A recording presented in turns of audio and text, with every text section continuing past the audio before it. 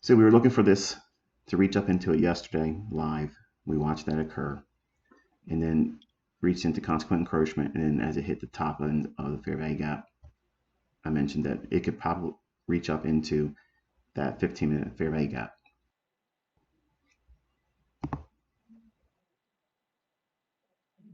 To this. So that way you can see what this is when we go over to right here. So we were looking for this to reach up into it yesterday live. We watched that occur and then reached into consequent encroachment. And then as it hit the top end of the fair value gap, I mentioned that it could probably reach up into that 15-minute fair value gap. It actually went there, went a little bit further, then retraced all the way back down to the upper quadrant of that 15-minute fair value gap, which is this shaded area here. So what I've done is I've measured the range from the high to the low of that 15-minute fair value gap.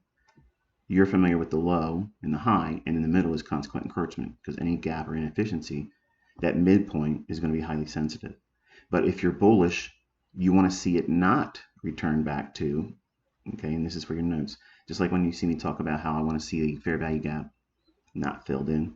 I want to see it remain open. Preferably, if the market can trade back down into the upper portion of that fair value gap when you're bullish, how far, but not touch the consequent encroachment, the upper quadrant.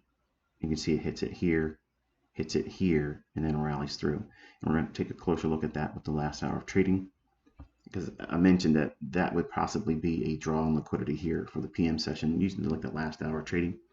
Here is that upper quadrant level of that 15-minute fair value gap. Okay, remember, here's that 15-minute fair value gap from the 9th of February that I just talked about before we went down to the lower time frames. This is the midpoint of that. Okay, this is the lower quarter of it. This is the low. This is the high, and this is the upper 25% of that range. So if you would take a fair value gap and split it into 4 pieces equally, if you're bullish, you really don't want to see it trade down the consequent encroachment, but you're allowing that to happen. That your analysis allows for that. If it's really bullish and it comes down and touches this level here, you want to see that then support price. Do we see that here?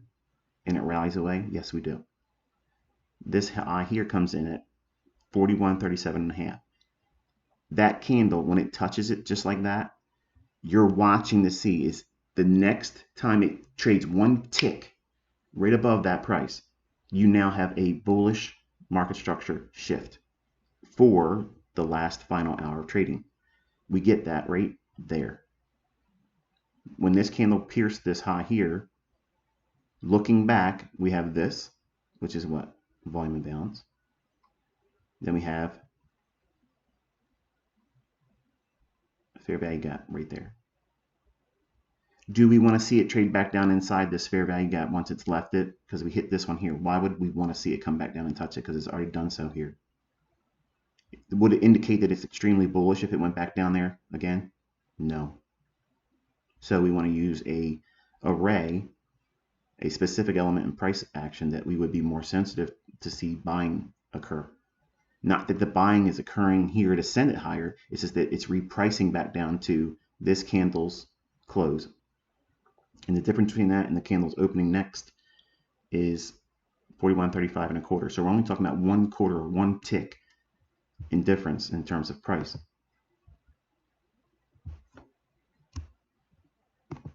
So we have this volume imbalance. This would be your macro